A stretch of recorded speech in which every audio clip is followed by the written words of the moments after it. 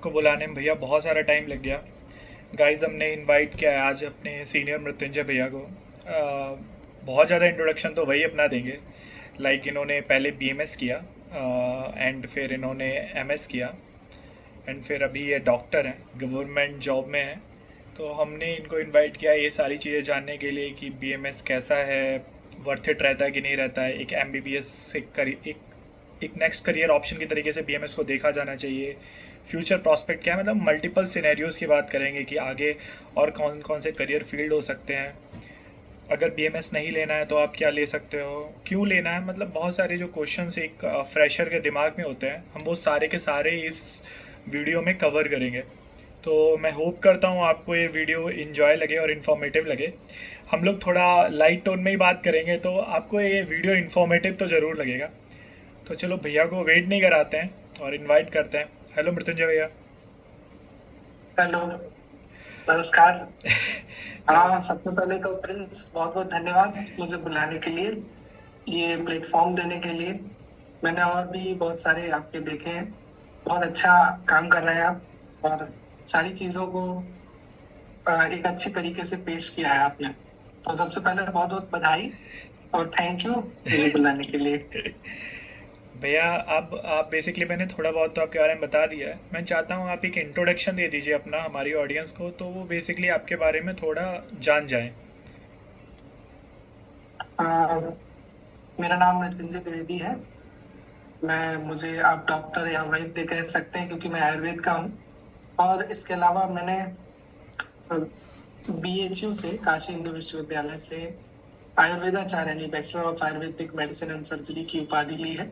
उसके बाद मैंने एमएस, जिसको आयुर्वेद धन्वंतरी बोलते हैं, वो एमएस आयुर्वेद की उपाधि अपने ही संस्थान काशी हिंदू विश्वविद्यालय बीएचयू से ली है। और इसके साथ ही साथ मैं इंटरनेशनल यूथ एक्सचेंज प्रोग्राम में भारत के डेलीगेट का रिप्रेजेंटेटिव रहा था, आयुर्वेदिक रिप्रेजेंटेटिव रहा था, जो पुर्तगाल के लिए गया हुआ था। और वहां पर मैंने आयुर्वेद के एक्सचेंज प्रोग्राम में पार्टिसिपेट किया। और साथ ही साथ मुझे मेरी इस परफॉर्मेंस को देखते हुए और मेरी और भी सारी चीजों को, एक्स्ट्रा करिकुलर एक्टिविटी को देखते हुए, आयुर्वेद के क्षेत्र में मुझे गवर्नमेंट ऑफ इंडिया ने नेशनल यूथ अवार्ड भी दिया है। और भैया और अभी बाकी करेंटली क्या करते हैं आप? करंटली मैं चिकित्सा अधिकारी हूँ उत्तर प्रदेश सरकार में। और ये अभी 2022 में जो वैकेंसीज आई थी उसके थ्रू लोक सेवा आयोग से मैं चयनित हुआ हूँ, और मेरी स्टेट रैंक 3 थी। ओके। और मैंने यहाँ पर काशी में ज्वाइन किया है, ओके। वाराणसी में। कॉन्ग्रेचुलेशन भैया। तो आपके पास तो काफ़ी थैंक यू। काफ़ी इम्पोर्टेंट इन्फॉर्मेशन है हमारे व्यूअर्स के लिए जो बेसिकली इस फील्ड में अपना करियर तलाश रहे हैं। तो अब मेरा सबसे पहला जो सवाल है और एक हर बच्चे के दिमाग में होता है कि मतलब कैसे आपने डिसाइड किया बीएमएस परस्यू करना, मतलब ये आपके दिमाग में कैसे आया कि आपको बीएमएस ही करना चाहिए, व्हाई नॉट एमबीबीएस? क्या स्टोरी है देखिए आपकी? प्रिंस सर, मैं एक्चुअली क्या, जब जब मैं प्रिपरेशन कर रहा था, 12th क्लास में था। मैं एक नवोदय विद्यालय का छात्र हूँ, आप भी नवोदय विद्यालय का हमारे ही छात्र हैं, हमारे ही साथी हैं, सहपाठी हैं। हम लोग क्या है कि हम लोग के यहाँ मैथमेटिक्स और बायोलॉजी, दो स्ट्रीम सबसे ज्यादा होती थी। और आपको पता होगा कि कैसे बनाया जाता था, मैथमेटिक्स वालों को अलग, बायो वालों को अलग, एक मैथमेटिक्स के लिए अलग माहौल, बायो वालों के लिए बहुत कम छोटा सा माहौल, दो चार लोग बायो लेते थे हमारे टाइम पे, ऐसा माहौल रहता था। तो 12th तक मुझे ये नहीं पता था कि मुझे क्या करना ओके। है। सच में मुझे पता ही नहीं था कि क्या करना है। 12th के टाइम मेरे कुछ दोस्तों ने बताया कि पीएमटी होता है, उसका फॉर्म भरो। तो पीएमटी का मैंने फॉर्म भर दिया, बीएचयू पीएमटी का फॉर्म भरा। उस दौरान में बीएचयू मुझे घूमने का एक मौका मिला। मैंने बीएचयू की ब्यूटी देखी, कितना अच्छा बीएचयू है, कैसे लोग जाते हैं, क्या इनका कल्चर है। मेरे एक बैचमेट थे नौरतन, वो यहाँ पे पहले से ही पढ़ रहे थे, वो यहाँ पे पीएचडी कर रहे थे। तो उनके माध्यम से मुझे मौका मिला बीएचयू में आने का। मैं रहा, देखा मैंने, मुझे बहुत अच्छा लगा। मेरी इच्छा थी कि मैं काश मैं भी बीएचयू में आऊँ। सबसे पहले जो जो आपने पूछा कि बीएमएस कैसे आए, क्योंकि सबके उस समय सबके मन में ये होता था कि एमबीबीएस बनना है, एमबीबीएस बनना है। तो मैंने भी एग्जाम दिया एमबीबीएस के लिए। हम्म। तो मैंने एग्जाम दिया, मेरा सिलेक्शन नहीं हुआ हाँ, 12th में। फिर मैं लखनऊ आ गया, मैंने तैयारी की। उसके बाद जब मैंने एग्जाम दिया तो मेरा जो सीपीएमटी उस समय था, हम्म कंबाइंड प्री मेडिकल टेस्ट जिसको बोलते हैं, हम्म अभी तो नीट हो गया है, उस हम्म समय सीपीएमटी था। तो उसमें मेरी जो थी रैंक थी, हम्म वो 4 या 5 रैंक का डिफरेंस आ रहा था मुझे। मतलब मार्क, एक मार्क्स में कई सारी रैंक होती है, मेरा 4 या 5 रैंक का डिफरेंस था हम्म, एमबीबीएस मिलने में। और उस समय कुछ विवादित थी केजीएमसी की कुछ सीट्स, तो हाँ, वो काउंसलिंग वहां पे रुकी। तो मैं पहली राउंड की काउंसलिंग में गया। हाँ, हाँ, उसके बाद कुछ दिनों बाद बीएचयू का रिजल्ट आया। हाँ, हाँ, बीएचयू के रिजल्ट में जब मैंने यहाँ पर एडमिशन लिया तो मुझे पता चला कि मैं मेरिट में 1 पे हूँ। मैंने मतलब मैंने पहली सीट बीएचयू की उठाई, आयुर्वेदाचार्य की, बीएमएस की। हाँ, हाँ, तो मेरे लिए एकदम इतना अच्छा अनुभव था। जब मैंने पहली सीट उठाई तो डायरेक्टर सर ने मुझे बुलाया, हाँ, कॉन्ग्रेचुलेशंस बोला, पढ़ने के लिए कुछ समझाया। हाँ, हाँ, तो उसके बाद फिर जो काउंसलिंग आती रही, फिर उसके बाद मैं दोबारा उधर गया ही नहीं। अच्छा। मैंने कभी ये नहीं सोचा कि मैंने ये सोचा कि किसी एक जगह पर शीर्ष रहे या दूसरी जगह पे भीड़ में रहे, उससे अच्छा है कुछ जो लेस समाज में, जिसको लोग मतलब एक प्रकार से, एक्चुअली क्या है ना, बीएमएस को अगर आप सामाजिक परिवेश देखें, हाँ, हाँ, अब तो लोगों का जो विजन है वो चेंज हुआ है। उस समय जिस समय मैं ज्वाइन कर रहा था, उस समय ये था कि सेकेंड वर्क फोर्स है ये।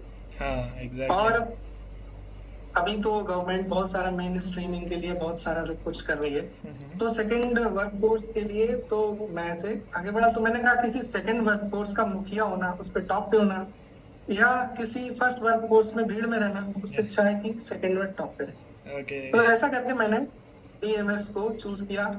और मैं फर्स्ट ईयर से ही इवन मैं अपने सीनियर्स को मोटिवेट करता था कि आयुर्वेद इतना अच्छा है, आयुर्वेद इतना अच्छा है। और 2014 में मेरा एडमिशन था, और 2014 में ही गवर्नमेंट ऑफ इंडिया ने अनाउंस किया कि डिपार्टमेंट ऑफ आयुष से मिनिस्ट्री ऑफ आयुष बनेगा।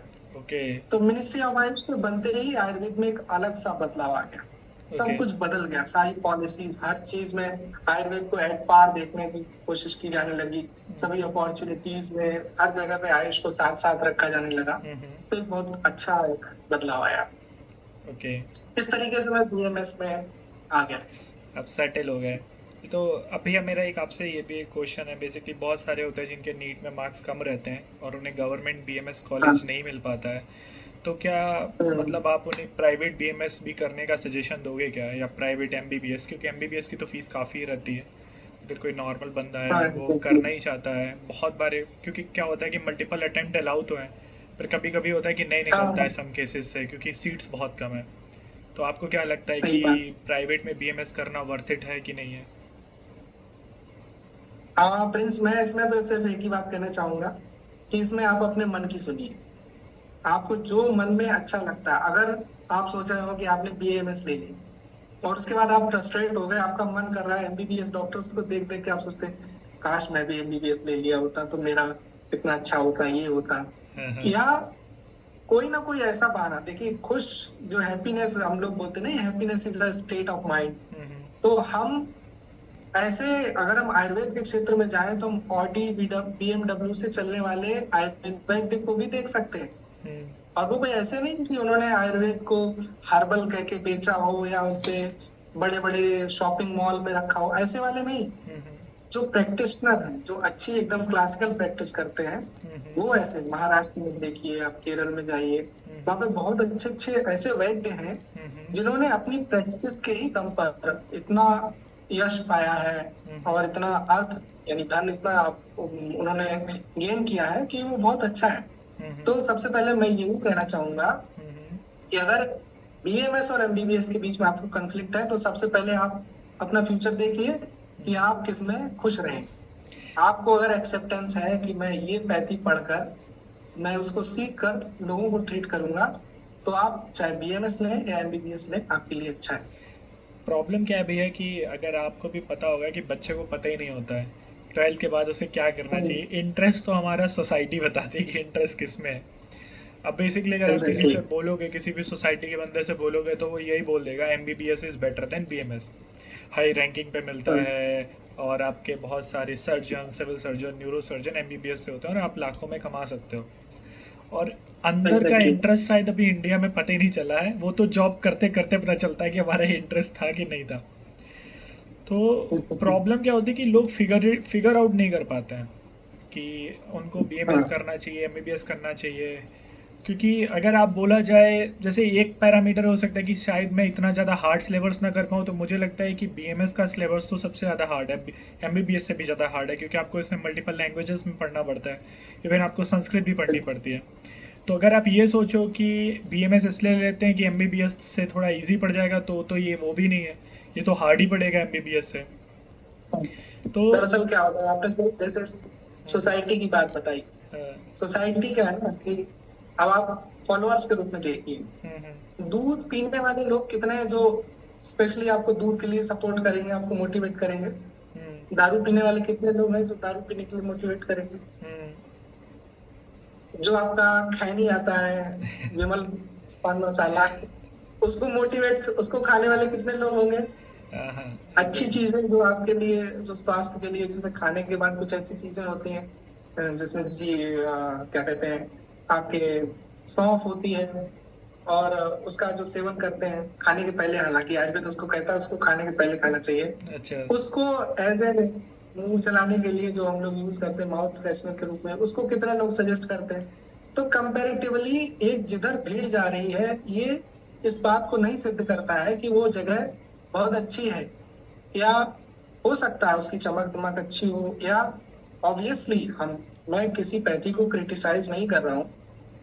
एलोपैथिक की अपनी अपनी पावर्स हैं। जब भी हमें इमरजेंसी मेडिसिन की जरूरत पड़ती है हम एलोपैथिक के पास जाते हैं। हमें त्वरित लाभ चाहिए, हम एलोपैथिक के पास जाएंगे। एग्जैक्टली। आयुर्वेद में भी त्वरित लाभ होता है, लेकिन उसके लिए प्रॉपर प्रिसाइज आपको ट्रीटमेंट देना पड़ता है। हम्म, कंपेरेटिवली आयुर्वेद को एक व्यक्ति को ट्रीट करने के लिए आपको प्रॉपर नॉलेज के लिए चाहिए होता है, क्योंकि मल्टीपल फैक्टर्स को कंसीडर करता है आयुर्वेद। एग्जैक्टली। औषधि, अन्न, विहार, इन सब चीजों को कंसीडर करता है। फिर जैसे समाज की बात हो गई, तो समाज ने आपको ये विजन दे दिया कि एमबीबीएस अच्छा है, बीएमएस खराब है। हाँ, ठीक है। मतलब तो इस एग्जैक्ट। विजन में, हाँ, एक्चुअली हाँ, मैं ये सोच रहा हूँ कि जो ये क्वेश्चन है ना, ये काफ़ी ब्रॉड है।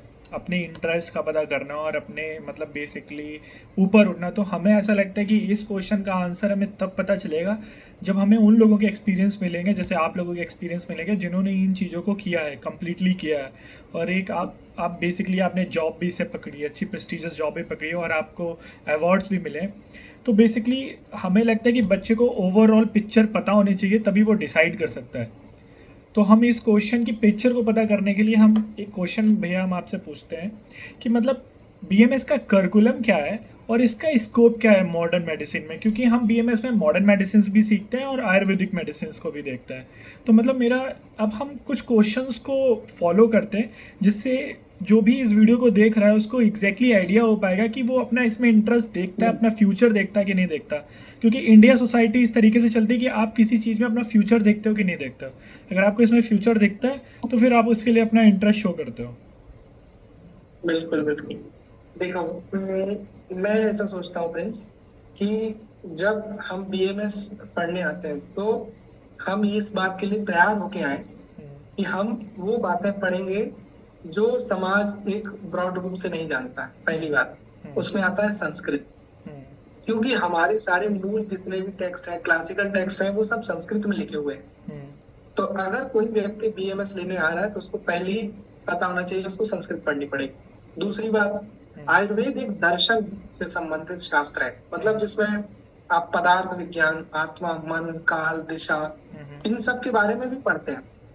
आयुर्वेद चीजों को बहुत ब्रॉड रूप में कंसीडर करता है। आप ऐसे सोचिए कि जब हम प्रिवेंटिव और क्यूरेटिव मेडिसिन की बात करते हैं तो आयुर्वेद इसको पहले से ही कर रहा है। करिकुलम की बात करते हैं, एक पॉइंट टू द पॉइंट आते हैं, तो बीएमएस का जो करिकुलम होता है उसमें क्लासिकल आयुर्वेदिक टेक्स्ट जैसे चरक संहिता, सुश्रुत संहिता, अष्टांग हृदय, और भी काश्यप संहिता, जो भी रिलेटेड टेक्स्ट होते हैं उनके कुछ रिलेवेंट पोर्शन, उनको डिवाइड किया गया है। जैसे कि द्रव्य गुण विज्ञान, शल्य विज्ञान, शालाक्य विज्ञान जिसको ईएनटी इन ऑप्थेल्मोलॉजी कहते हैं, शालाक्य, हो गया। उसके बाद हो गया आपका काय चिकित्सा विभाग हो गया, जिसको हम कंसीडर कर सकते हैं इंटरनल मेडिसिन से। तो इस तरीके से मिलते जुलते प्रसूति तंत्र, स्त्री रोग हो गया, बाल रोग हो गया, कौमार नृत्य हो गया, इस प्रकार के ऐसे जितने भी जो सब्जेक्ट्स हैं वो मॉडर्न काउंटर पार्ट्स को हमने सारी संहिताओं से मैटर उठाया और उन में डिवाइड कर दिया। आयुर्वेद का जो मूल डिवीजन था वो 8 भागों में था। ये उन्होंने बताया टेक्स्ट में है, काय बाल ग्रह ऊर्ध्वान, शल्य दंष्ट्रा जरा उछाल, यानी काय चिकित्सा, बाल रोग, ग्रह रोग। ग्रह रोग एक चिकित्सा है। और ऊर्ध्वान, ये ऊर्ध्वान, ऊर्ध्व मतलब हमारी यहाँ से क्लेविकल से ऊपर के जो डिजीज है ऊर्ध्वान, वो एक साथ कंसीडर करते हैं। मॉडर्न में इसको जैसे ENT ऑप्थेल्मोलॉजी में कंसीडर करते हैं। फिर शल्य सर्जरी हो गया, दंष्ट्रा यानी विष चिकित्सा का एक अलग ब्रांच है। जरा यानी जीरियाट्रिक्स की आयुर्वेद में एक ब्रांच है। वृषाल यानी बाजीकरण, जो कि आपकी एफ्रोडिजियक सेक्सुअल प्रॉपर्टीज, या क्योंकि इसको कितना इंपॉर्टेंट हिस्सा दिया गया हमारे आयुर्वेद में, पूरी एक ब्रांच इसी को डेडिकेटेड है, जिसमें आप एफ्रोडिजियक जो आपकी जो सेक्सुअल से संबंधित बातें हैं उन सबको कंसीडर करते हैं। तो कहने का मतलब ये है कि आयुर्वेद में भी साइंटिफिक क्लासिफिकेशन पहले से था। क्योंकि अब हम इस समय जो पढ़ रहे हैं उन काउंटर पार्ट्स, जैसे मॉडर्न काउंटर पार्ट्स है, जैसे फर्स्ट ईयर में आते हैं एनाटॉमी, फिजियोलॉजी, ये सब पढ़ते हैं। तो हम भी अपने जब BMS वालों को पढ़ते हैं तो उनको भी रचना शारीर, क्रिया शारीर, ये सब पढ़ाते हैं। और जो हम रचना शारीर आयुर्वेद का पढ़ाते हैं उसी के साथ साथ मॉडर्न की भी इधर हम इनकी सुश्रुत के अकॉर्डिंग हड्डियां पढ़ाते हैं, साथ ही साथ में मॉडर्न की भी 206 हड्डियां पढ़ाते हैं। तो एक प्रकार से आप दोनों चीजों को कैरी करके चल रहे होते हैं। और कभी कभी तो आपका दिमाग ऐसे कॉन्फ्लिक्ट में जाता है, यार सुश्रुत में तो इतना ज्यादा बता दिया, मॉडर्न में इतना ज्यादा है, मतलब इतना कम है, या कोई चीज है मॉडर्न में इतनी ये यहीं तक पहुंच पाए। तो कहीं ना कहीं थोड़ा बहुत कॉन्फ्लिक्ट होता है। जैसे उन्होंने प्रोसीजर बहुत सारी जो फिजिकल बातें कही, वो कहीं ना कहीं कॉन्फ्लिक्ट है। अब जैसे आचार्य भेल थे, वो भी पुनर्वसु तरह के 6 शिष्यों में से एक थे जिन्होंने आयुर्वेद को सीखा था। तो उन्होंने अपनी एक संहिता लिखी, अपनी बुक लिखी। तो उन्होंने लिखा हृदय रसो ही निसरति तस्मात् देह सर्वसाम। इसका मतलब क्या है, उनको ये हार्ट का कॉन्सेप्ट पता था, जिससे कोई एक रस, उन्होंने रस शब्द दिया, उन्होंने उसको रक्त शब्द नहीं दिया, उन्होंने कहा हृदय से रस निकलता है। तो कहने का मतलब ये है कि जो अंडरस्टैंडिंग हम आयुर्वेदिक करिकुलम में करते हैं वो मॉडर्न करिकुलम में करते हैं, दोनों को मिला के जब हम एक साथ चलते हैं तो एक प्रकार से हमको प्रतीची और प्राची यानी पूर्व और पश्चिम दोनों की नॉलेज एक साथ हो जाती है। अब इसी में जो नॉर्मल स्टूडेंट्स होते हैं वो उनका दिमाग चकरा जाता है कि मैं इसको भी लेके घूमूं, इसको भी लेके घूमूं। तो आयुर्वेद में ऐसा होता है कि जब आप अच्छे आयुर्वेदिक प्रैक्टिशनर बनना चाहते हैं तो आप आयुर्वेद के उन्हीं रिलेवेंट पोर्शंस को बहुत ज्यादा फोकस करें जो आपके daily day to day practice में आते हैं। जैसे बहुत सारे वैद्य ऐसे होते हैं जो केवल त्रिफला चूर्ण से चिकित्सा पूरी कर देते हैं। कहने का मतलब शॉर्ट में हम अगर कहें तो हम आयुर्वेदिक और मॉडर्न करिकुलम को हम अपने कंटेम्पररी यूजफुलनेस के अकॉर्डिंग हम उसको प्रयोग कर सकते हैं। और इस बात में कोई डाउट नहीं है कि आयुर्वेदिक करिकुलम एक प्रकार से डबल है मॉडर्न के कंपैरिजन। हाँ, ये तो मैंने सुना है। अब मेरा भी एक फ़ायदे वाला मैं क्वेश्चन पूछ ही लेता हूँ भैया, कोई तरीका है आयुर्वेदिक में बालों को मेरे ठीक करने का जिससे बाल घने हो जाए और अच्छे हो जाए, हेयर फॉल कम हो जाए? हाँ बिल्कुल, बालों को ठीक करने का आयुर्वेद में देखिए आयुर्वेद में बहुत सारे फैक्टर्स हैं। जैसे आपकी प्रकृति क्या है, विकृति क्या है, सार क्या है, संघनन क्या है, सत्व क्या है, सात्व क्या है, ऐसे करके कई सारे फैक्टर्स हैं। अब जैसे मुझे आप देख रहे हैं मेरे भी बाल यहाँ से कम है। क्यों कम है? मैं तो आयुर्वेद का आदमी हूँ। क्योंकि मैं कुछ चीजों को अपनी डे टू डे लाइफ में अवॉइड नहीं कर सकता। मैं मेस में रहकर मैंने जब से अपना यूजी और पीजी पढ़ा तो मेस के खाने, उसमें तेल मसाला इत्यादि को मैं अवॉइड कर ही नहीं सकता। मैं उस पानी को, जहाँ पे मेरे पास आरओ अवेलेबल नहीं है, मैं उस पानी को पीना अवॉइड नहीं कर सकता। मैं उस न्यूट्रिशनल डिफिशियंसी को प्रॉपर मॉनिटर या नहीं कर सकता जिससे मुझे पता चले कि मेरा हेयर फॉल कैसे कब से शुरू हो सकता है। जब मुझे पता चलता है तब मैं कुछ आयुर्वेदिक रेमेडीज करना शुरू करता हूँ, फिर कुछ कंट्रोल होता है। तो इससे संबंधित मतलब जैसे जैसे जैसे आपकी प्रकृति होगी वैसे वैसे हम आपका ट्रीटमेंट उस पर एडवाइस कर सकते हैं। ऐसा कोई तेल नहीं है आयुर्वेद में कि तो कोई? बहुत ट्राइकोलॉजी, इसको स्टडी ऑफ हेयर्स बोलते हैं। आयुर्वेदिक ट्राइकोलॉजी अभी बहुत सारी बहुत डेवलप हो रही है। अभी एक दो ब्रांड आपने सुने होंगे बहुत अच्छे, जिनके बड़े डॉक्टर ऐड कर रहे हैं। क्या कर रहे हैं कि आपका एक टेस्ट लेते हैं, आपके पूरा वो प्रकृति ही है जो पहले से आपसे पूछ लेते हैं कि आपका क्या, आपको कैसा खाना पसंद है, आपको क्रोध कितनी जल्दी आता है, रिलेटेड चीजें पूछते हैं, उसके अकॉर्डिंग आपको थेरेपी देते हैं। तो पर ऐसा कोई ग्लोबल लेकिन ऑयल नहीं है? हाँ हाँ एक मिथक है ना इसमें। हाँ हाँ जो बाल गिर जाते हैं हाँ हाँ। वो बड़ी मुश्किल है या असंभव की हो रहेगी, उसको समझिए कि वो वापस आएंगे। जो बचे हैं उनको आप बचा सकते हैं। तो जो ये लोग हेयर ऑयल का जो ये लोग इतना सारा देते हैं कि हम आपका रीग्रोथ करवा देंगे, बहुत सारे हेयर ऑयल है, मैं नाम नहीं लेना चाहता, वरना पता चला कि केस कर दिया उन्होंने हमारे ऊपर। एग्जैक्टली, मैं समझ रहा हूँ आप जिसकी बात कर रहे हैं। हाँ हाँ वो एक्चुअली हेयर ऑयल में क्या है ना, उसमें भी यही कॉन्सेप्ट है। जैसे हेयर फॉलिकल्स अगर बचे रह गए, हाँ हाँ हेयर फॉलिकल्स बचे रह गए तो आपका बढ़िया है। कहते हैं कि एक साल में मेरे इतने बाल हैं, एक साल के बाल हैं, तो बताते हैं ना हाँ हाँ ऐड में हाँ बताते हैं। हाँ हाँ। तो उसमें वही है, उन्होंने उस चीज को प्रॉपर यूज किया है। और उस समय जैसे ऐसा थोड़ी ना कि वहां उसको यूज करने वाले सभी लोगों में सेम रिजल्ट आ रहे होंगे, नहीं आएंगे। लिख के दे सकता हूँ, नहीं आएंगे। ओके। क्योंकि ऐसा कहा गया है ना, एक श्लोक है ना, यो मानसा तो यो विद्या देश कालोपकारितम पुरुषम पुरुषम वीक्ष। यानी आपको एक पुरुष से दूसरे पुरुष पर जाते टाइम ट्रीटमेंट में देश काल इत्यादि चीजों का आपको ध्यान रखना पड़ेगा। कौन सा पुरुष किस देश में, देश का मतलब इंडिया पाकिस्तान नहीं, देश का मतलब अ प्लेस, मतलब एक, जैसे एक देश है भूमि देश है, एक आलूप देश है। भूमि मतलब एक लैंड एरिया में रहने वाला आदमी है, एक एक्वेटिक एरिया में रहने वाला है, एक एरिड रेगिस्तानी एरिया में रहने वाला आदमी है। तो कहने का मतलब ये है कि इन सब चीजों को कंसीडर करके ही हम उनके प्रॉपर रिजल्ट्स पा सकते हैं। ओके चलो भैया, इस चीज़ को ज़्यादा नहीं खींचता, वरना व्यूअर बोलेंगे एमबीबीएस बीएमएस चल रहा था, हम लोग अपना हेयर का करने लगे। पर ये काफ़ी लोगों के लिए इंपॉर्टेंट होगा जो अपने हेयर के लिए परेशान रहते हैं कि भाई जो गिर गया वो वापस नहीं आ सकता, पर जो है उसी को बचा लो।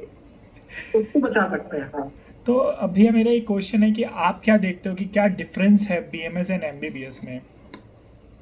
आपको क्या लगता है क्या? बीएमएस और एमबीबीएस में तो करिकुलर डिफरेंस हमने जान लिया। हम्म अब उसके बाद आते हैं आफ्टर बीएमएस, आफ्टर एमबीबीएस क्या है। हाँ मेरे सभी दोस्त हैं, जैसे बीएचयू में तो यही होता है कि हम बीएमएस और एमबीबीएस एक ही हॉस्टल में रहते हैं, एक साथ खेलते हैं, एक साथ लड़ते झगड़ते रहते हैं हम लोग। तो हम लोग तो बहुत क्लोज हैं उनके, कैसे पढ़ते हैं क्या करते हैं सब हम लोग जानते हैं। तो ओवरऑल बीएमएस और एमबीबीएस में पढ़ाई के लेवल तक हम लोग एक साथ चलते हैं, जैसे नॉर्मल क्लासेस वगैरह तक इतनी सब कुछ चलता रहता है। जैसे ही हम पास होके आगे बढ़ते हैं तब हमको एक सबसे बड़ा डिफरेंस मिलता है, जॉब अपॉर्चुनिटीज। मतलब job opportunities in the sense governmental job opportunities. जैसे गवर्नमेंट की वैकेंसीज आप कंपैरेटिवली देखें इस समय, जिस समय हम लोग रिकॉर्ड कर रहे हैं 2024 में, इस समय हम देख रहे हैं अभी तो काफी बढ़ गया है। लेकिन जब हम जॉब अपॉर्चुनिटीज को कंसीडर करते हैं तो कंपैरेटिवली बीएमएस की जॉब अपॉर्चुनिटीज एमबीबीएस के कंपैरिजन में कम होती है। ओके। क्यों होती है? कारण ये है, जैसे हमें इमरजेंसी सेटअप पे बैठना है, वहाँ एमबीबीएस डॉक्टर है। हमारे एमबीबीएस के करिकुलम में मेडिको लीगल एस्पेक्ट्स है, जिसमें क्या होता है कि आपके जो भी मेडिकल ज्यूरिस्प्रूडेंस होता है, जैसे कि एक डॉक्टर कोर्ट में गवाही देने वाला कॉन्सेप्ट है, जिसमें हम किसी इंजरी को डिफाइन कर सकते हैं, किसी फ्रैक्चर को डिफाइन करते हैं। किसी ने किसी को अगर मारा है, पुलिस उसके संबंध में कोई जांच कराती है, उसको हम बता सकते हैं। ये एक एस्पेक्ट जो है वो बीएमएस करिकुलम में कॉमनली मिस रहता है। जब ये मिस रहता है तो उससे संबंधित आगे जो डॉक्टर की यूजफुलनेस होती है इस एस्पेक्ट में कम होती है। ये हो गया गवर्नमेंटल जॉब अपॉर्चुनिटी। ये एक उदाहरण था। ऐसे संबंधित और भी, जैसे माना कि अब आपने एक आयुर्वेदिक औषधालय खोला, एक एलोपैथिक औषधालय खोला, लोग आए और उनको चाहिए कि भाई साहब मुझे बहुत दर्द हो रहा है, डॉक्टर साहब मुझे तुरंत आराम चाहिए, और कोई ऐसी दवा दीजिए जिससे मुझे तुरंत आराम हो जाए। तो अगर दो औषधालय खुले हुए हैं, एक मॉडर्न का एक एंशिएंट का, तो तुरंत मॉडर्न भी हो जाएगा। ओके। और उसके लिए, उस एक्सेप्टेंस को बढ़ाने के लिए हमारी पब्लिक भी उसी हिसाब से अवेयर होनी चाहिए। हम्म। जैसे उन्हें पता होना चाहिए कि हमें अगर अगर स्किन डिजीज का ट्रीटमेंट लेना है हम्म।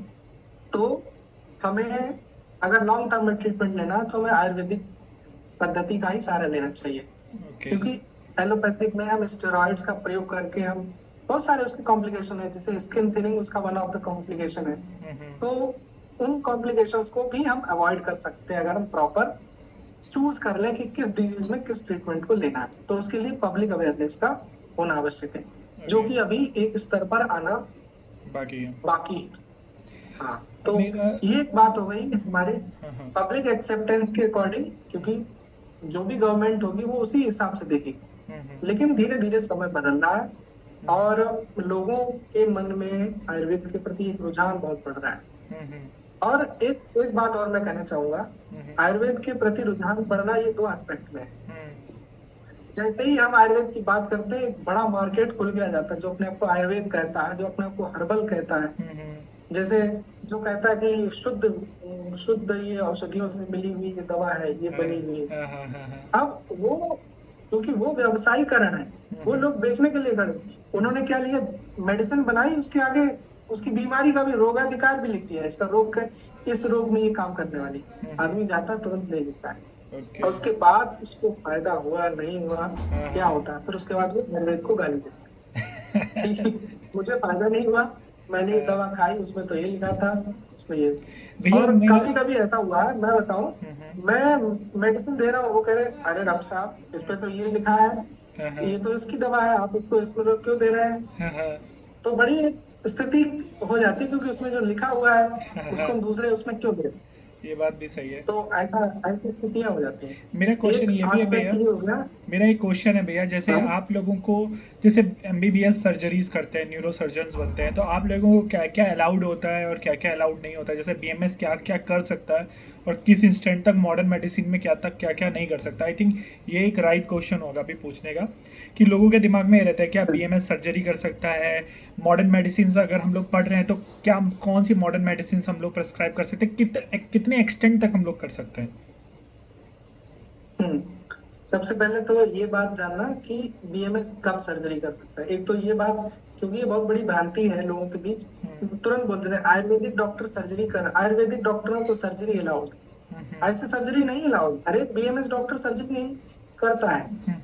हर एक क्या, कोई BMS doctor general surgical procedures में ऐसे नहीं कर सकता। अब जैसे किसी फोड़े को ही बहाना हो, किसी को फोड़ा निकला है, तो कोई भी एक मेडिकल प्रैक्टिशनर एक बेसिक प्रैक्टिस के रूप में इसको कर सकता है। ये बीएमएस डॉक्टर की बात हो गई। अभी जब अभी गवर्नमेंट ऑफ इंडिया में, गवर्नमेंट ऑफ इंडिया का भी एक गजट आया था, जिसमें उन्होंने कुछ प्रोसीजर्स जो है वो एमएस यानी जो आयुर्वेद धन्वंतरी की डिग्री प्राप्त किए हुए, जिन्होंने उसका प्रॉपर ट्रेनिंग ली हो, उन लोगों के लिए अभी कुछ प्रोसीजर्स अलाउ किए। जैसे कि आपकी स्क्रीन पे जो दिख रहे हैं, ये प्रोसीजर सभी हैं, ये सभी गवर्नमेंट ऑफ इंडिया ने जो एमएस के जो डिग्री धारक हैं उनको ये अलाउ किए हैं। तो ये जो प्रोसीजर्स है वो सबके लिए अलाउड नहीं है, इस पर कोई विवाद की स्थिति क्रिएट होनी ही नहीं चाहिए, क्योंकि हम ये नहीं कहते हैं कि हम सारे प्रोसीजर्स कर सकते हैं। ऑब्वियसली हमारे जो बीएमएस से पढ़ के जिन्होंने एमएस किया है, उनके लिए कुछ सर्जिकल प्रोसीजर्स में डिफरेंस है। जैसे उनके लिए मेन सर्जिकल प्रोसीजर्स है हमारे क्षार सूत्र। क्षार सूत्र से संबंधित अगर आप जाने तो अभी फिस्टुला नैनो का सबसे अच्छा treatment, one of the best treatment है क्षार सूत्र। हाल ही में एम्स, डिफरेंट डिफरेंट एम्स ने जो अपनी आयुष विंग खोली उसमें वो क्षार सूत्र को प्रमोट कर रहे हैं। बहुत से अच्छे पबमेड इंडेक्स जर्नल जो US national library of medicine में यूएस से संबंधित है, उनमें उनके पब्लिकेशंस जा रहे हैं डे बाय डे। तो ये एक चीज ऐसी है जो एस्टेब्लिश होती जा रही है। ये भी एक सर्जिकल प्रोसीजर का ही हिस्सा है। इससे संबंधित जो भी प्रोसीजर्स होते हैं, जनरल बेसिक सर्जिकल प्रोसीजर्स जो होते हैं वो हमको अलाउड होते हैं, जिसमें कर्निया से संबंधित होता है, हाइड्रोसील, और इसके अलावा भी जो लिस्ट दिख रही है वो सभी प्रोसीजर्स एक एमएस या आयुर्वेद धन्वंतरी प्राप्त डिग्रीधारी को अलाउड। तो भैया हम लोगों ने काफ़ी चीज़ों की बात ऑलरेडी कर ली है, मतलब आपने काफ़ी सही तरीके से बताया कि डिफरेंस क्या होता है एमबीबीएस एंड बीएमएस में। क्या क्या सर्जरीज अलाउ होती हैं, हम लोगों ने स्क्रीन पे वो भी शो कर दिया है। अब मतलब मुझे आपसे ये जानना है कि डिफरेंस की तो बात हो गई, अब बात करते हैं कि क्या फ्यूचर प्रॉस्पेक्ट हैं बीएमएस करने के बाद। बेसिकली आप कहीं कॉलेज से बीएमएस कर लेते हो, और मुझे लगता है बीएमएस करते हुए भी मतलब आपको कुछ प्रिपरेशन स्ट्रेटजीज भी आपको बिल्डअप करनी पड़ती है। जैसे आपको पीजी देना है तो आप किसकी तैयारी स्टार्टिंग से करनी पड़ती है, तो क्या कोई डिफरेंट प्रिपरेशन होती है? आप थोड़ा बताइए कि मतलब बीएमएस के बाद क्या प्रॉस्पेक्ट होता है, इसको ओपन तरीके से। सबसे पहले तो ये है कि आप डिसाइड कर लीजिए कि आपको क्या करना है। बहुत सारे लोग प्लेन बीएमएस करने के बाद प्रैक्टिस के फील्ड में चले जाते हैं और वो अच्छे वैद्य बन के निकलते हैं। वो क्या करते हैं, किसी अच्छे गुरु को, जैसे आयुर्वेद में बहुत से ऐसे अच्छे गुरु हैं, साउथ में भी नॉर्थ में भी अच्छे अच्छे गुरु हैं जिनकी पीढ़ी दर पीढ़ी आयुर्वेद की नॉलेज चलती हुई आई। तो उनमें क्या है ना, उनकी जो एक्सपीरियंसेस जो है वो उनके साथ ऐड है और उनको एकदम प्रिसाइज, जैसे शास्त्रों का जो नॉलेज है, शास्त्रों में जैसा लिखा है उसको उनको करके ट्रायल करने की आवश्यकता नहीं। उन्हें पता है कि कौन सी औषधियां पहले से थी, उनके अब इस युग में कितने इफेक्ट्स आ रहे हैं। जैसे जैसे क्लाइमेट चेंज हुआ वैसे वैसे औषधियों की पोटेंशियल जो था उनका वो भी बदला ना। तो उसके साथ साथ उनके इफेक्ट्स भी बदले, जैसे कुछ औषधियों का प्रभाव कुछ कम हुआ, उसका बदल गया। तो ये एक समय के साथ आया बदलाव। तो उन वैद्यों को वो सब बातें पता है। तो ऐसा अगर जैसे आप प्रैक्टिशनर बनना चाहते हैं तो आप ऐसे करिए। दूसरा एक तरीका है कि गुरु शिष्य परंपरा राष्ट्रीय आयुर्वेद विद्यापीठ एक भारत सरकार का ही एक निकाय है, जिसमें हम गुरु शिष्य परंपरा के लिए वो क्या करते हैं, बीएमएस जो पास आउट होते हैं उनका एक एंट्रेंस एग्जाम लेते हैं। मैंने वो भी क्वालिफाई किया है, लेकिन मैं फिर चूंकि मेरा इसमें एमएस में हो गया था तो मैं उधर गया नहीं। तो उसमें क्या है कि वो एक आपको जैसे जिसकी जो जो रैंक होती है उसके अकॉर्डिंग आपको गुरु का ऑप्शन देते हैं। आप अपने गुरु चुन लीजिए, फिर आप वहीं रहेंगे, गुरु के ही घर रहेंगे। गुरु अपना एकोमोडेशन देगा आपको और उसी के क्लिनिक पे रहेंगे, उसकी प्रैक्टिस जो भी होगी वो सब आप देखेंगे। तो ये बहुत अच्छा एक तरीका है। एक ऐसा है, अगर आप बाई चांस आपका नहीं भी होता है उसमें, तब भी आप रिक्वेस्ट करके, बहुत सारे अच्छे अच्छे वैद्य हैं जो अपने यहाँ रुकते हैं, वो अपने जो बडिंग वैद्याज हैं उनको हेल्प करने के लिए वो अपना ऐसा व्यवस्था रखते हैं।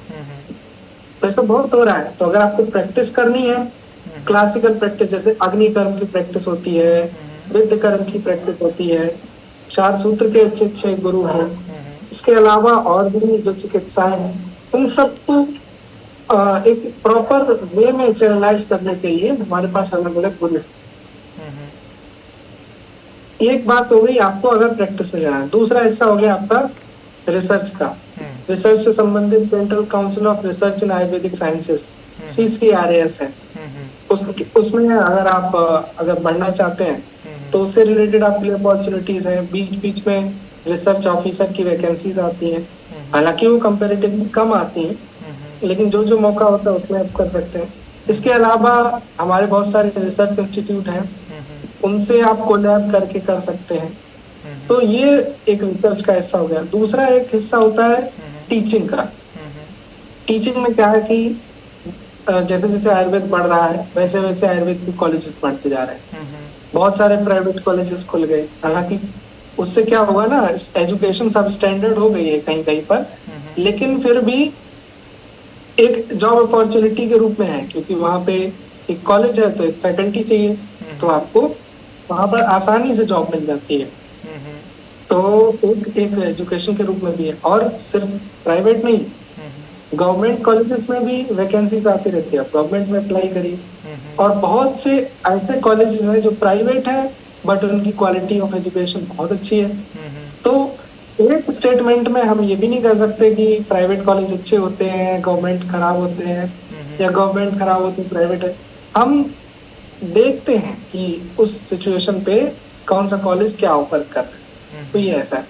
अब जैसे कॉलेजेस का मैं नाम नहीं लेना चाहूंगा, लेकिन साउथ इंडिया में बहुत सारे कॉलेजेस हैं जो बहुत अच्छा करते हैं। जो भारत है अपना, मिडिल इंडिया में भी वहाँ पे भी अच्छे अच्छे कॉलेजेस हैं। नॉर्थ में भी कुछ एक दो कॉलेजेस अच्छे हैं। तो एक तो ये बात होगी। दूसरा, गवर्नमेंट कॉलेजेस जो होते हैं उनमें तो एक प्रकार से एक यूनिफॉर्म सारी चीजें होती हैं, क्योंकि उनकी मॉनिटरिंग उसी हिसाब से होती है। तो उनमें भी टॉप कॉलेजेस हैं। हाल ही में हाल ही में क्या, अभी तो बहुत समय हो गया, all India institute of Ayurveda खुला है, जो आयुर्वेद का शीर्ष संस्थान है। सबसे पुराने कॉलेजेस में अपना काशी हिंदू विश्वविद्यालय ही है। इवन पहले यहाँ पर मॉडर्न मेडिसिन नहीं थी, जैसे अभी सर्जरी का इतना सारा विवाद आया। मैं एक बात यहाँ पे बहुत इंपॉर्टेंट है वो कहना चाहता हूँ। वो बात ये है कि मॉडर्न मेडिसिन जब एलोपैथी जब शुरू हुई थी इंडिया में, जिस समय की सब स्ट्रगल कर रही थी स्टेब्लिश होने के लिए, उस समय आयुर्वेदिक फिजिशियंस जो थे, आयुर्वेदिक डॉक्टर्स थे, वो सर्जरी कर रहे थे। इवन ये हिस्ट्री में है, जैसे मैंने अपने पुराने ओटी रिकॉर्ड्स देखे, मॉडर्न डॉक्टर्स को एमबीबीएस, जो एमबीबीएस के बाद एमएस की डिग्री लेने वाले उन डॉक्टर्स को स्कैल्पल पकड़ना आयुर्वेद के सर्जन्स ने सिखाया। इसके प्रॉपर प्रूफ डॉक्यूमेंटेशन है इसका। तो एक प्रकार से इस चीज को कहना कि आयुर्वेदिक डॉक्टर्स अब सर्जरी कर सकेंगे, ऐसा कुछ नहीं है। आयुर्वेदिक डॉक्टर्स जिनको प्रॉपर ट्रेनिंग थी वो पहले से भी सर्जरी कर रहे थे। क्योंकि अभी एक नोटिफिकेशन आ गया तो इसलिए बातें बहुत हाईलाइट हो गई। और ऐसा नहीं है, जो बहुत सारे ऐसे जैसे राजकीय आयुर्वेदिक कॉलेज है जहाँ पे सर्जरी की ओटी नहीं, सुविधाएं नहीं है, वहां से भी एमएस लोग क्वालिफाई होकर निकलेंगे। तो उन लोगों के लिए ये चीज थोड़ी जस्टिफाइबल नहीं होगी, क्योंकि जिसके पास ट्रेनिंग नहीं है उसको सर्जरी कराना ये थोड़ा सा गलत है। Exactly. हम ये कह सकते हैं कि जिसके पास जिस चीज की ट्रेनिंग है वो ही उस चीज को कर सके। महज डिग्री लेने मात्र से ही आप डॉक्टर नहीं बन सकते, आपके पास उस चीज की नॉलेज होनी चाहिए। Exactly. तो इस चीज पे काम करने की आवश्यकता है, बजाय ये कहने की कि आयुर्वेदिक डॉक्टर्स को क्यों सर्जरी करा रहे हैं। हम अगर टूल्स देखें, सर्जिकल इंस्ट्रूमेंट्स देखें, तो वो आचार्य सुश्रुत ने जो जो इंस्ट्रूमेंट्स बताए थे वही आज भी चले आ रहे हैं। वही छेदन, वही भेदन, वही प्रोसीजर्स चले आ रहे हैं। उनमें मॉडिफिकेशन करके हर एक विज्ञान धीरे धीरे प्रगति करता है, उसमें धीरे धीरे मॉडिफिकेशन होते हैं। तो उसमें इस एक चीज को उस पे एकदम अड़ जाना ये थोड़ा सा अच्छा नहीं है। आप इस चीज पे फोकस करिए कि जो क्वालिटी आयुर्वेदिक सर्जन डिलीवर करने जाए उस पे कड़े निगरानी वाले जो कानून रहे और उनका उसको देखा जाए। आप इस पे फोकस कर रहे हैं, अगर जो भी क्रिटिसाइज करने वाले लोग इसको बोलते हैं उनके लिए। तो फ्यूचर प्रॉस्पेक्ट में भैया जैसे आपने बताया कि जैसे बीएमएस करने के बाद आपके एमएस या एमडी के चांसेस रहते हैं इसमें, तो एमएस एंड एमडी में क्या क्या ब्रांचेस रहती हैं बेसिकली, और उनके बाद क्या करियर ऑप्शंस रहते हैं, और जैसे कौन सा ज़्यादा प्रेफरेबल है, कौन सा ज़्यादा अभी हाई डिमांड में चल रहा है। जैसे आपने बताया कि बीएमएस करने के बाद आप एज ए रिसर्च में जा सकते हो, तो शायद रिसर्च में आप शायद पोस्ट ग्रेजुएशन करने के बाद जा पाते होंगे, इसमें पीएचडी भी ऑफर करते होंगे। एंड ऐसा जरूरी नहीं है। आप बीएमएस करने के बाद जस्ट आप रिसर्च में जा सकते हैं एज ए रिसर्च ऑफिसर, तो आप बीएमएस करने के बाद भी जा सकते हैं। अच्छा, ओके, तो ये अपॉर्चुनिटी है। दूसरा हाँ, जो पीएचडी की बात आप कर रहे हैं, पीएचडी के सारे ऑफर्स रहते हैं। हर एक इंस्टीट्यूट लगभग पीएचडी ऑफर करता है। आपने लेकिन पीएचडी का जो ऑप्शन होता है वो पोस्ट ग्रेजुएट डिग्री के बाद ही खुलता है। दूसरी बात एक और है, एक और अभी फील्ड मैंने बहुत सारे लोगों को देखा, वो मास्टर इन पब्लिक हेल्थ करते हैं। वो पब्लिक हेल्थ में जाके आके अपना बीएमएस आगे करते हैं, फिर आगे पब्लिक हेल्थ में चले जाते हैं। यूएस से बहुत सारे लोग बीएमएस पढ़ने के बाद गए। मेरे ही सीनियर हैं, डॉक्टर संचित मिश्रा हैं, उन्होंने क्या किया है, बीएमएस करने के बाद एमबीए किया। उनका ये गोल है कि हम आयुर्वेदिक मार्केटिंग, आयुर्वेदिक मेडिसिन है जिनकी प्रॉपर मार्केटिंग जो है, और आयुर्वेदिक डॉक्टर्स को एक प्रॉपर प्रोफेशनल स्किल में लाने के लिए मुझे एमबीए के लिए जाना है। तो उन्होंने जैसे बहुत सारे लोग हैं जिन्होंने बीएमएस करने के बाद उन्होंने प्रॉपर एग्जाम क्वालिफाई किया है और वो एमबीए कर रहे हैं। तो अपॉर्चुनिटीज तो होती हैं। बहुत सारे मेरे आयुर्वेद के सीनियर्स हैं जो सिविल सर्विस क्वालिफाई करके हैं, वो अभी सिविल सर्वेंट हैं, उन्होंने यूपीएससी के एग्जाम क्रैक किए। तो आप आयुर्वेद में कुछ भी नहीं करते हैं, अगर आप बीएमएस ही करते हैं तो आप एक ग्रेजुएट तो है ना।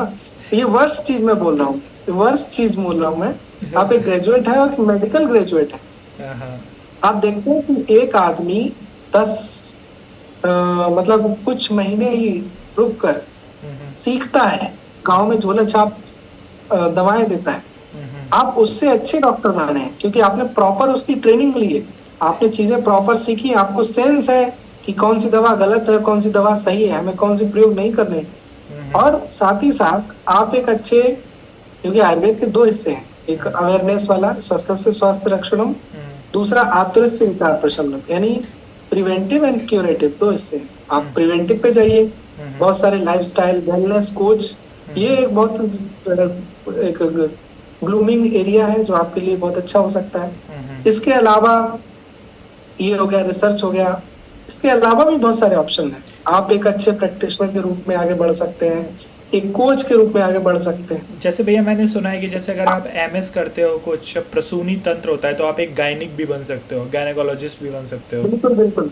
हाँ, तो मैं ये बता देता हूँ एमडी एमएस में कौन कौन सी ब्रांचेस होती है। उसमें क्या होता है कि एमएस जब आप करते हो तो एमएस बेसिकली तीन हिस्सों में मिलता है। एक तो शल्य तंत्र जिसको सर्जरी बोलते हैं, दूसरा शालाक्य तंत्र जिसको ईएनटी एंड ऑप्थेल्मोलॉजी बोलते हैं, तीसरा होता है हमारा प्रसूति तंत्र एवं स्त्री रोग, जिसमें गायनी ऑप्स का हिस्सा होता है। शल्य तंत्र में आपकी सबसे बेस्ट स्ट्रेंथ है आपकी क्षार सूत्र, जो किसी भी और पद्धति में नहीं। इसके अलावा जैसे जब हम लोग बहुत सारी ऐसी मॉडर्न से हार्निया है, अब बहुत सारे लोग ये पूछते हैं कि आपने सर्जरी की तो जिस समय एनेस्थीसिया दी वो तो एलोपैथिक दी, तो आपने इसमें आयुर्वेद क्या किया? तो उस समय मैं उनको ये बताता हूँ, ऑब्वियसली जब हमें पेशेंट को एनेस्थीसिया देनी होती है तो हमको एक मॉडर्न के डॉक्टर की जरूरत पड़ती है। एनेस्थीसिया तो एक जो जनरल सर्जन होता है वो भी नहीं देता है, वो तो एनेस्थीसिस्ट ही देता है, तो वो एनेस्थीसिया देता है। उसके बाद हम पोस्ट ऑपरेटिव जब मैनेजमेंट करते हैं तब हम उसको एक्यूट पेन का जब उसका फेज रिलीव हो जाता है तो उसके बाद के जो हम प्रोसीजर उन पे हम आयुर्वेद पे ले आते हैं पेशेंट को, फिर उसको आयुर्वेद से ही मैनेज करते हैं। इवन कुछ डॉक्यूमेंटेड सर्जरीज हैं जो कि मॉडर्न के एमबीबीएस डॉक्टर्स ने किए हैं, वो बहुत अच्छे आयुर्वेद के सपोर्टिव हैं। उन्होंने क्या किया है कि बिना किसी एंटीबायोटिक के सर्जरी की है, सिर्फ आयुर्वेदिक मेडिसिन देते। तो ये भी एक तरीका है, वो जिस चीज को जितना अधिक एक्सप्लोर करते हैं उतना अधिक आगे बढ़ता है। तो ये हो गया एमएस की बात। एमडी से संबंधित क्या है? एमडी में बहुत सारी ब्रांचेस हैं, जैसे काय चिकित्सा हो गया, एमडी पदार्थ विज्ञान होता है जिसमें बेसिक प्रिंसिपल्स ऑफ आयुर्वेद होता है, एमडी द्रव्य गुण होता है, रचना शारीर होता है जिसको एनाटॉमी कहते हैं। द्रव्य गुण मतलब जो आयुर्वेद की फार्माकोपिया मेटेरिया मेडिका है उसको सब पढ़ने वाले होती है। क्रिया शारीर होता है फिजियोलॉजी आयुर्वेदिक, रचना शारीर आयुर्वेदिक एनाटॉमी, ऐसी रिलेटेड बहुत सारी ब्रांचेस होती हैं जिसमें संहिता एवं सिद्धांत, संहिता वाली जो ब्रांच होती है जिसमें आयुर्वेदिक संहिताओं के जो भी क्लासिकल टेक्स्ट बुक्स हैं सिर्फ उनको पढ़ते हैं। तो एमडी में ऐसे ऐसे सब्जेक्ट्स हैं। अगध तंत्र होता है एक सब्जेक्ट जिसमें टॉक्सिकोलॉजी विष विज्ञान के बारे में पढ़ते हैं। तो एमडी में जो चीजें यूजी में हम एज ए सब्जेक्ट पढ़ते हैं, बाद में वही चीजें आगे चल के एज ए स्पेशलिटी बन जाती है, तो उसके अकॉर्डिंग आप एमडी कर सकते हैं। कुछ ब्रांचेस होती हैं जिसमें लोग आगे चल के टीचिंग लाइन में ही आगे बढ़ते हैं, कुछ ब्रांचेस ऐसी होती है जिसमें आगे चल के लोग क्लिनिकल में ज्यादा आगे बढ़ते हैं, तो ऐसे एक्टिविटीज।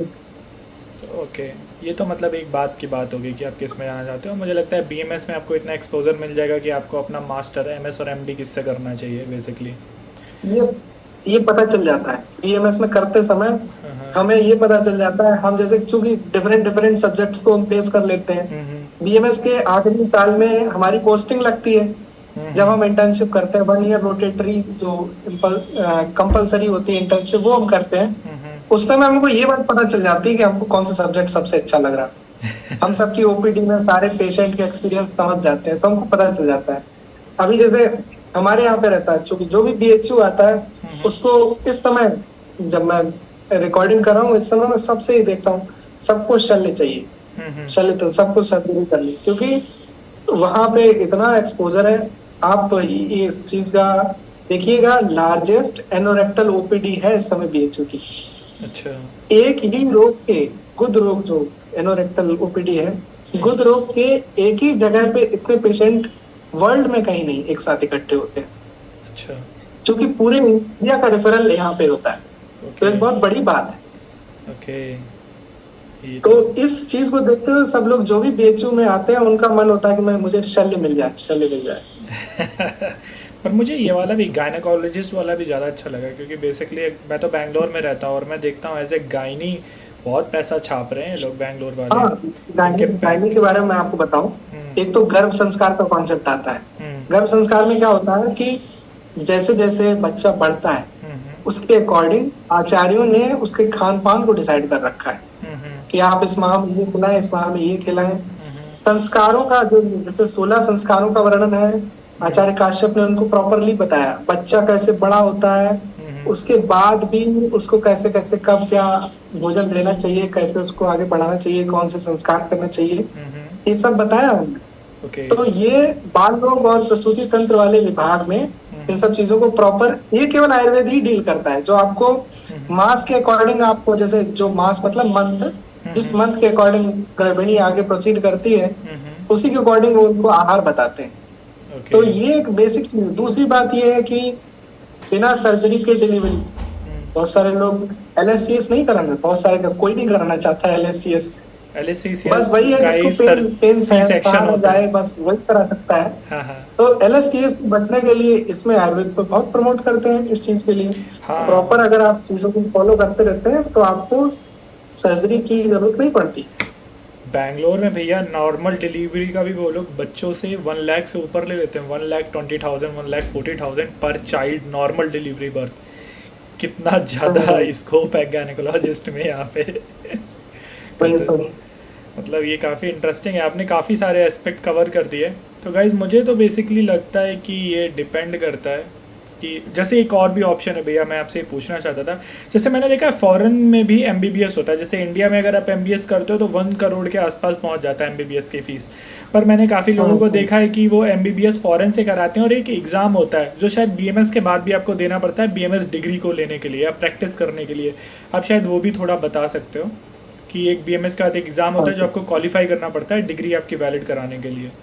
मैं सही हूँ इस चीज़ के लिए? अभी जो करंट सिचुएशन है उसमें अगर आप आयुर्वेदिक फील्ड में रहते हैं तो आपको 4 एग्जाम आपके कंपलसरी। एक तो पहला नीट, जो कि आपको आयुर्वेद में एडमिशन दिलाता है। दूसरा होता है आपका नेक्स्ट, जो भी हो गया नेशनल एग्जिट टेस्ट। तीसरा हो गया आपका AIAPGET, all India Ayurveda PG entrance test, जो आपको PG में एंट्रेंस के लिए चाहिए होता है। और चौथा होता है आपका NTET, ये नया लागू किया है, नेशनल टीचर एलिजिबिलिटी टेस्ट जो होता है। जैसे CTET हम लोग पढ़ते हैं ना, हम लोग नॉर्मल जो भी शिक्षा के संबंधित जो भी हम लोग एक क्वालिफाइंग एग्जाम कह सकते हैं। इसको एक क्वालिफाइंग एग्जाम होता है कि आप बेसिकली आप इस टेस्ट को दीजिए, इसमें रैंक नहीं बनती है, आप बस इस चीज क्वालिफाई कर लीजिए, उसके बाद आप एलिजिबल है टीचिंग के लिए। अच्छा, ओके। ऐसे है।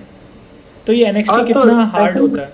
ये NXT टेस्ट कितना हार्डनेस लेवल रहता है यार? नेक्स्ट के बारे में तो जैसे आयुर्वेद में अभी नेक्स्ट अभी तक जैसे जिस समय हम रिकॉर्डिंग कर रहे हैं आयुर्वेद में अभी तक नेक्स्ट हुआ नहीं है। अच्छा, ओके। आयुर्वेद में इसी साल अनाउंस हुआ है नेक्स्ट, और जो ऑनगोइंग बैच है उसके लिए है। अच्छा, अभी वो लोग बैच जो टेस्ट को देने, टेस्ट के बारे में जो मैं अनुमान लगा पा रहा हूँ वो हार्ड नहीं। आप ऐसा कह सकते हैं कि जैसे जो आपने UG के टाइम सब्जेक्ट्स पढ़े हुए हैं उन सब्जेक्ट का बेसिक एक निचोड़ होगा जो आपसे पूछ लिया जाएगा।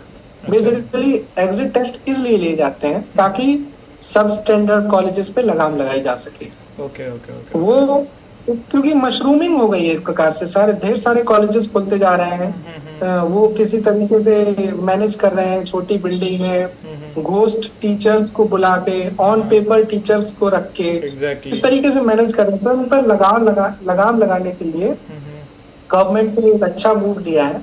इसमें एग्जिट टेस्ट के थ्रू अब उनके ऊपर ये हो जाएगा ना कि वो बच्चों को अच्छे से पढ़ाएंगे, क्योंकि बच्चों को एग्जिट देना, डिग्री नहीं खरीद पाएंगे। तो ये अच्छा तरीका है। तो इसमें लेकिन मुझे ऐसा लगता है कि बहुत कठिन करके नहीं पूछा जाएगा, जो बेसिक आपने UG में पढ़ा वही बस पूछा जाएगा। अच्छा, ओके। ये जो बच्चा नॉर्मल पढ़ेगा उसके लिए नॉर्मल होगा, और जो भैया बिल्कुल नहीं पड़ेगा उसके लिए और भैया क्वालिफाई करना पीजी, मुश्किल जैसे होगा। आपने पीजी में ऑल इंडिया 3 रैंक मारी, आपको पीजी का मतलब कैसा आपने प्रिपरेशन किया, क्या आपकी स्ट्रेटजी रही बीएमएस के टाइम पे? आपने बीएमएस से ही स्टार्ट कर दिया था फर्स्ट सेकंड ईयर से? मतलब कितना टफ लेवल ऑल रहता है पीजी इंडिया का? में जो 3 रैंक है वो पब्लिक सर्विस कमीशन में, Uttar Pradesh public service commission में थी। हम्म। पीजी में मैं यहाँ पे बीएचयू का स्टूडेंट था, हम्म। तो मैंने बीएचयू के स्टूडेंट्स के लिए अलग से प्रोविजन होता है उसमें। हम्म। बीएचयू में जो हमारे म्यूजिक होते हैं वो सब लोग आगे नहीं बढ़ते, उनमें से भी जो टॉप होते हैं उनको फिर वो आगे बढ़ाते हैं। तो अच्छा। उसके लिए स्ट्रेटजी क्या है आपके लिए, जैसे आप नॉर्मल, जैसे एक्सटर्नल भी होता है इंटरनल भी होता है। हम्म। तो एक्सटर्नल बच्चों के लिए अभी मैं टीचिंग में भी इन्वॉल्व हूँ, मैं बच्चों को पढ़ाता भी हूँ। और अ, जैसे जब मैं पढ़ाता हूँ तो मैं ये चीज देखता हूँ कि बच्चों के लिए जब हम ऑल इंडिया लेवल पे जब बात करते हैं तो उनके लिए जो सारे सब्जेक्ट्स जो उस समय यूजी के साथ टाइम पढ़ते हैं, उनके जो विशिष्ट क्वेश्चंस होते हैं वो एक तो ध्यान देने होते हैं। जैसे रिलेवेंट पोर्शन होते हैं वही वो पीजी एंट्रेंस टेस्ट में पूछते हैं। जैसे टीचर पढ़ा रहा है, सारे संहिताओं के चैप्टर्स पढ़ा रहे हैं, उनमें से वो बीच बीच में से कुछ क्वेश्चंस हाईलाइट कराते हैं कि हाँ ये क्वेश्चंस हम प्रैक्टिस में यूज करते हैं, ये क्वेश्चंस ऐसे हैं जो हमारे आयुर्वेदिक प्रैक्टिस के कॉन्सेप्ट्स बिल्ड करने वाले होते हैं, उन क्वेश्चंस को। तो उन सब चीजों को जब आप यूजी के टाइम पढ़ रहे हो ना, उनको उसी टाइम ध्यान देते रहिए, तो अच्छा। वो आगे चल के आपकी पीजी एंट्रेंस टेस्ट के लिए आसान हो जाते हैं। अच्छा। दूसरी बात क्या होती है, दूसरी बात उसमें ये होती है कि जब हम पीजी की तैयारी कर रहे होते हैं तो प्रीवियस ईयर्स के क्वेश्चंस के पैटर्न को फॉलो करते हैं।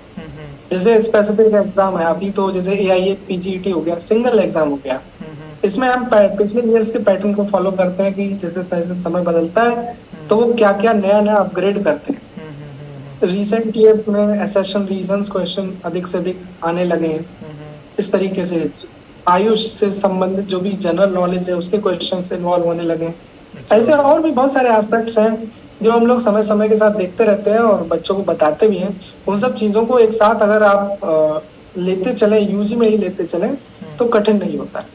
भैया मतलब मेरा जो नेक्स्ट क्वेश्चन है वो आपसे ये है कि जैसे आपने गवर्नमेंट जॉब पकड़ी बीएमएस के थ्रू, तो क्या प्रोसेस रहती है, आपने कैसे प्रिपेयर किया? अगर ये भी आइडिया आप बता देंगे तो मुझे लगता है उन बच्चों के लिए भी हेल्पफुल रहेगा जो बीएमएस के बाद मतलब इस जॉब के लिए प्रिपरेशन कर रहे हैं। ये वीडियो उनके लिए भी हेल्पफुल हो जाएगी।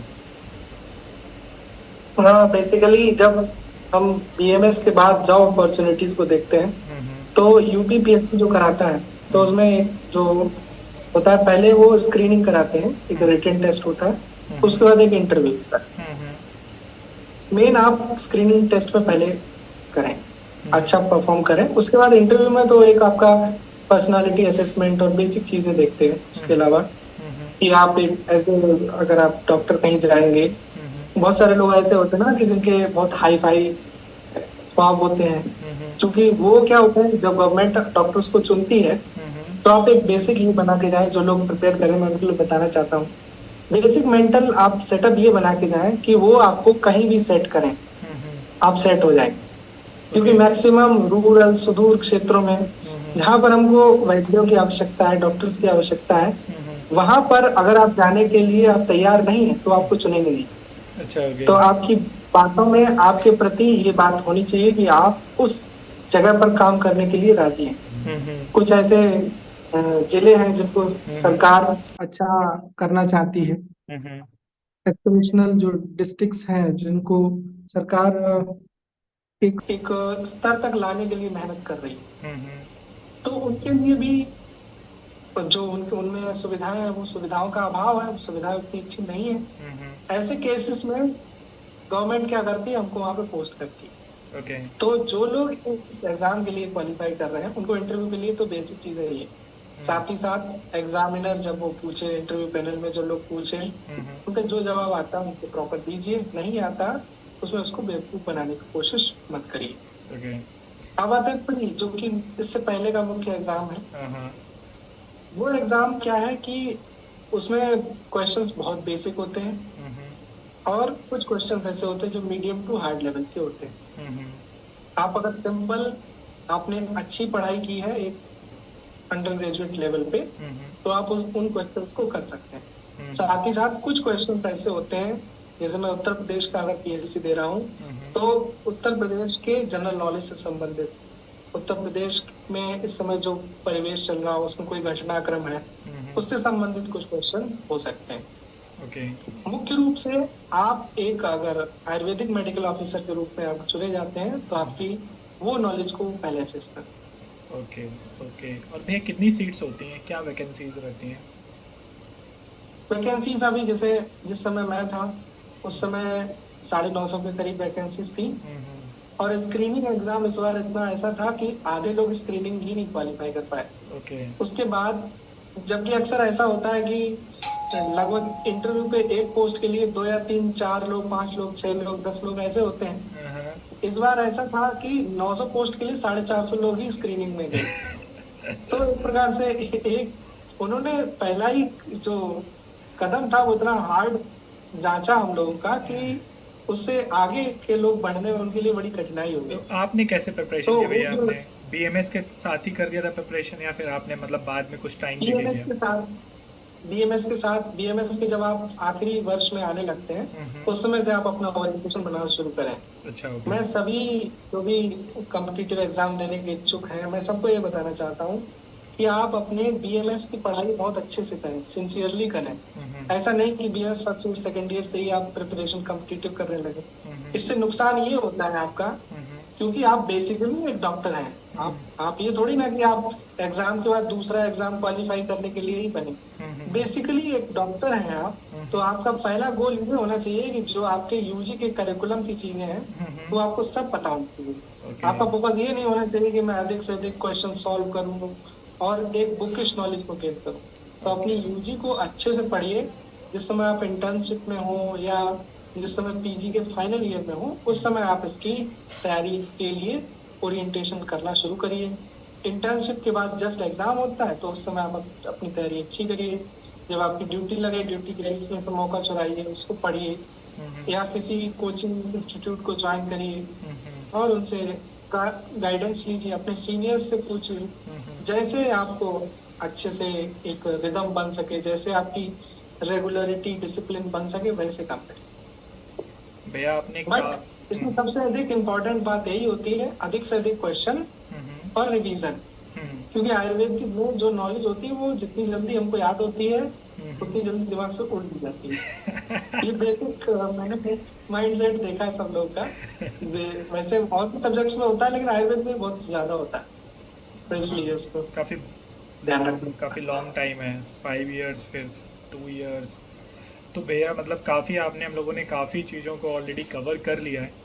तो अगर किसी को भी कोई भी डाउट रह गया हो छोटा मोटा या फिर आपको किसी भी तरीके से कोई हेल्प चाहिए तो आप कमेंट सेक्शन में लिख के बता सकते हो, भैया उस चीज़ का रिप्लाई कर देंगे। और अगर आपको लगता है कि नहीं आपको बहुत ही पर्सनल मतलब कुछ चाहिए तो आप एक बार हमसे कनेक्ट कर सकते हो, we will gonna help you on that. और कोई भी डाउट आए आपके दिमाग में करियर रिलेटेड बीएमएस के, कोई भी छोटा वो क्वेश्चन आप पूछ सकते हो इस कमेंट सेक्शन में। और हम यही चाहते हैं कि ये वीडियो, भैया ने इतना सारा अपना टाइम दिया हम लोगों को, तो ये वीडियो उन बच्चों के लिए काफ़ी हेल्पफुल होनी चाहिए जो बेसिकली बीएमएस के लिए ट्राई कर रहे हैं या बीएमएस करना चाहते हैं पर वो कंफ्यूज है कि उनको एक करना चाहिए कि नहीं करना चाहिए, फ्यूचर कैसा रहेगा। क्योंकि हर बच्चे के दिमाग में एक डर होता है, तो हमने उस डर को कंप्लीट करने के लिए वीडियो बनाया है बेसिकली। तो इसीलिए हम किसी भी वीडियो में जो हमने हेयर या फिर किसी प्रोडक्ट के बारे में कोई बात नहीं की है। ये वीडियो किसी से स्पॉन्सर्ड या कुछ भी नहीं है, वीडियो एकदम रॉ वीडियो है आपके लिए। अगर आपको हेल्पफुल लगता है तो आप थोड़ा लाइक सब्सक्राइब एंड शेयर कर दीजिए, तो ये काफ़ी लोगों तक पहुंच जाएगा।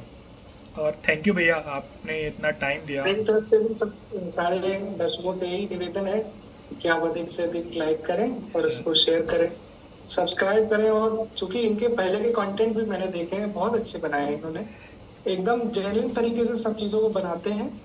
तो आप सभी लोग इसको जानिए और लोगों को भी, अपने आसपास पड़ोस में जो भी लोग हैं उनको भी बताइए।